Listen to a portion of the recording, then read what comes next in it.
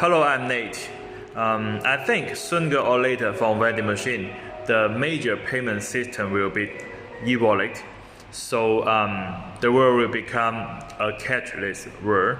And what is the benefit we can get from integrating the e-wallet to a vending machine? Today I will give you one of the example. This vending machine is just same size as the normal one, but by integrating the e-wallet, the capacity of the vending machine is 20% up. Normally, the slave box is where we install the bill validator, coin changer, or card reader, and now we can make it spiral like this. So the capacity is greatly increased.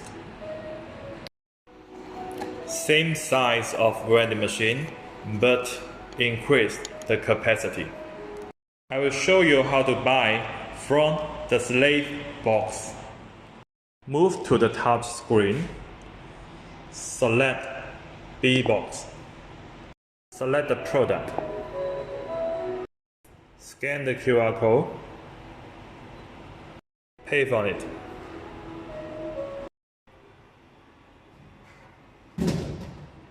We can collect the product from slave box pickup board here.